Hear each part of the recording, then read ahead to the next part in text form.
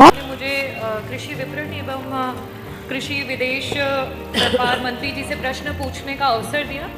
अध्यक्ष जी, मैं मंत्री जी से ये पूछना चाहती हूँ कि आदरणीय मंत्री जी, क्या आपके संज्ञान में है कि आपके नाक के नीचे आपके विभाग में करप्शन जो है वो सर तक पहुँच चुका है? माननीय नरेंद्र मोदी जी के क्षेत्र में, उनके सांसदीय क्षेत्र में बनारस की मंडी में 12 लाख की लागत के रोड के लिए 3 करोड़ 74 लाख का जो है भुगतान कराया गया है। 20 साल की पुरानी जो मंडी में 4 दीवारी निर्मित थी उसका जो है नव निर्माण दिखा करके भुगतान कराया गया है। उप निदेशक कार्यालय की फॉल सीलिंग बना करके 40 जो है सरिया का भुगतान कराया गया है। 4 लाख का प्रावधान होता है टाइल्स के लिए और वहां पे 34 लाख का भुगतान कराया गया है, जो कि जांच में सिर्फ 2,84,000 तक का काम हुआ है। चिनाई का जो काम है वो 11 लाख के स्थान पर 25 लाख का भुगतान कराया गया है। आप जो पढ़ रही है प्रमाणित है? अध्यक्ष जी, मेरा प्रश्न जो था मंत्री जी से वो मैं खुद पूछ रहा हूँ ना, मैं वही पूछ रहा हूँ, वो प्रमाणित है, मैंने पूछा ना।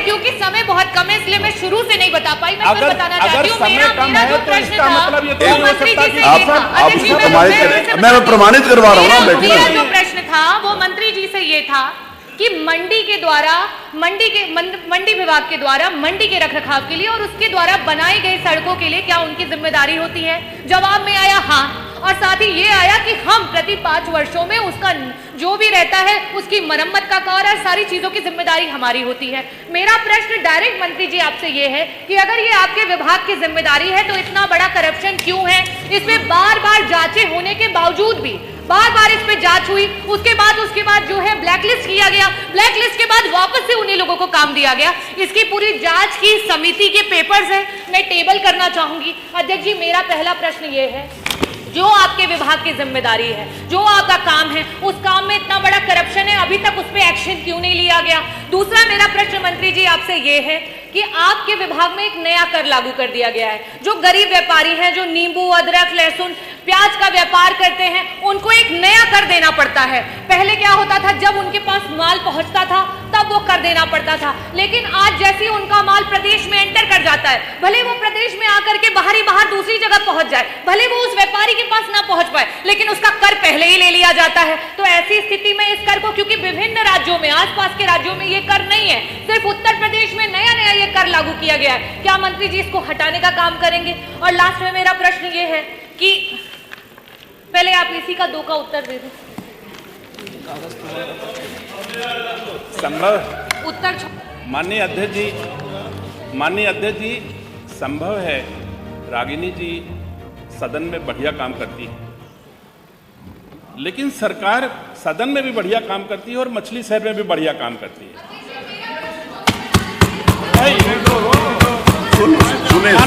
माने अध्यक्ष सुनिए ना, अरे आपकी तारीफें तो कर रहे हैं, ज्यादा बोलने का ये आपकी तारीफें तो कर रही हैं। आप बैठिए, आप अरे अच्छी काम करते हैं तो बता रही हैं। माननीय अध्यक्ष जी, अरे बैठिए ना, आप बैठिए प्लीज। माननीय अध्यक्ष, आप बैठो, प्लीज बैठो, ये बात ठीक आप नहीं प्लीज है। बैठिए। माननीय अध्यक्ष जी, आप बोलिए। ज्यादा बोलने का मतलब ये नहीं कि दिशाहीन कर दिया। आप बताइए, आप डायरेक्ट बात, प्लीज बैठिए प्लीज। अरे बात तो सुन लीजिए, अभी कहा क्या उन्होंने?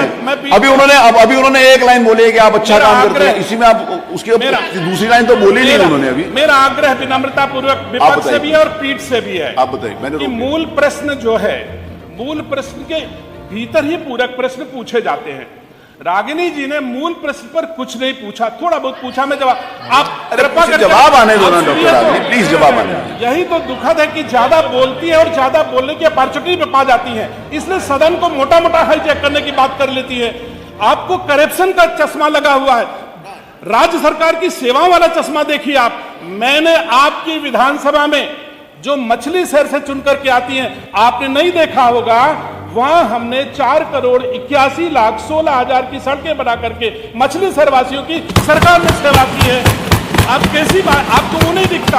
आपको फिर कृपा करके खड़ा ना होइए, एक सेकंड जवाब आ जाए। आप बैठिए, आप बैठिए डॉक्टर। देखिए अध्यक्ष जी, मेरी बात बताया, आप बोलिए डॉक्टर रागिनी, प्लीज बैठिए। ये मेरा आग्रह है। जब उन्होंने बात करी तो हमने सुना, भले ही उन्होंने भ्रष्टाचार और झूठ बात कही है, लेकिन मेरा आग्रह, मेरी बात सुनी जानी चाहिए। मैं असत्य है, अरे असत्य मान लीजिए, कमाल जी असत्य मान लीजिए, मैं भी 18 साल का सदस्य हूँ, गलतफहमी नहीं, आप मुझे प्लीज बताइए, असत्य हो गया। प्लीज। मैं ये कह रहा हूँ रागिनी जी ज्यादा बोल करके हाईजैक करने का काम करती हैं, दिशाहीन कर देती हैं। इसमें कहीं भी नहीं लिखा हुआ है। आप हाईजैक नहीं हुई, प्लीज। तो मैं आ तो रहा हूं, आने तो दीजिए, उनको इतनी अपॉर्चुनिटी मिल गई, मुझे क्यों नहीं? अरे आप बोलिए ना, आप कौन नहीं बोल रहा, आप मैं आपका संरक्षण चाहता हूं, मेरा विषय आने दीजिए। अरे आप बोलो तो सही, यही बोलते रहोगे, बोलो तो सही। यही तो 403 सदन में 403 विधायक हैं। 403 विधायकों में मंडी परिसर सड़क बनाने का विभाग नहीं है, ना ही इस सदन के द्वारा उसको कोई बजट दिया जाता है।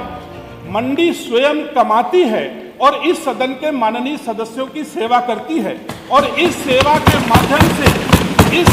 माध्यम से बहन रागिनी की विधानसभा सहित समाजवादी पार्टी और विपक्ष के 90 माननीय विधायकों की विधानसभाओं में मैंने काम किया है। और ये सूची बहन रागिनी के मोबाइल फोन पर भी मैंने व्हाट्सएप किया है, अपने आप देख सकती हैं। पूरे 403 विधानसभाओं की सूची इनके फोन पर है। तो और इसके अलावा 403 में से 364 माननीय विधायकों की मैंने उनके क्षेत्रों में, महोदय आप स्वयं साक्षी हो, मैं आपको साक्षी के रूप में प्रस्तुत नहीं कर रहा हूं। मैंने आपको स्वयं फोन करके आपकी विधानसभा क्षेत्र से काम मांगे हैं और फिर आपके क्षेत्र में मैंने काम कराए हैं, और आपके क्षेत्र के साथ साथ अगर आपने काम कराना ही नहीं है तो आप हो क्यों वहां? काम कराया तो अच्छी बात है, मेरे को क्यों गिना रहे हो भाई? बाकी सब लोगों को गिना दो। अरे ये इसका क्या मतलब है? आप मेरे को बता रहे हो तो काम कराने के लिए तो बैठे हो वहां। आप समय ना लीजिए, 5 मिनट में समय देता हूं। बताइए। मैं कह रहा हूं मैंने 283 करोड़ से विपक्ष के नेताओं के क्षेत्रों में काम किया। अपने भारतीय जनता पार्टी और एनडीए के माननीय विधायकों से मांग करके 1200 करोड़ की सड़कें मैंने अपने माननीय विधायकों की सड़कें बनाई, फोन करके किया। और 403 माननीय विधायकों के इतर अगर हम माननीय राज्यसभा, लोकसभा, विधान परिषद और विधानसभा के सदस्यों में जाएंगे तो 500 से अधिक माननीय विधायकों के क्षेत्र में मैंने काम कराया है। 500 से अधिक क्षेत्र में मैंने काम किया। अब रही बात, पूरी बात है, अरे सुनो, अगर रही बात मरम्मत की, जो रागिनी जी ने कहा है, मरम्मत में हमारे स्वामित्व में 21,540 किलोमीटर सड़कें हैं, जिसमें हमने सर्वे कराया तो मुझे 5,000 किलोमीटर सड़कें मरम्मत योग्य जिनकी अधिवर्षता आयु पूर्ण हो चुकी पाई गई, जिनको मैंने 2 फेजेस में बांटे हैं। 600 करोड़ रुपए मैंने निर्गत कर दिए हैं, जो आधी सड़कें मतलब 2,500 किलोमीटर की सड़कों का मरम्मत इस साल में करा रहा हूं, और 250 अगले साल कर दूंगा। अगले वर्ष के बाद उत्तर प्रदेश के स्वामित्व की कोई भी सड़क मरम्मत योग्य शेष नहीं रहेगी, ये मैं सदन को कह रहा हूं। मान आपका पूरा कुछ आ गया, इस प्रकार आ गया, बैठिए, क्यों बैठा रहे हो? पूरी बात नहीं बोलिए भाई साहब, आ गया। आपके पूरे सदन में पूरा कहा रागिनी सोनकर जी अपना फोन खोलो, और 400 हाउस में फोन खोलने की इजाजत नहीं है। 403 में से मैंने बोलो 430 में से 364 माननीय विधानसभा के क्षेत्रों में काम पाए जाएंगे, और मैंने मेहनत पर वो भी अपने आप स्वयं फोन करके मैंने मांगा।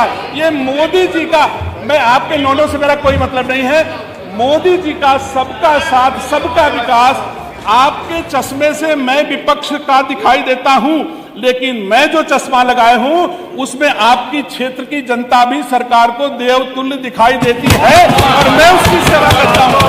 आप अपनी जिम्मेदारी समझे चाहे न जिम्मेदारी समझे, लेकिन सरकार आपके क्षेत्र के किसानों की जिम्मेदारी समझती है।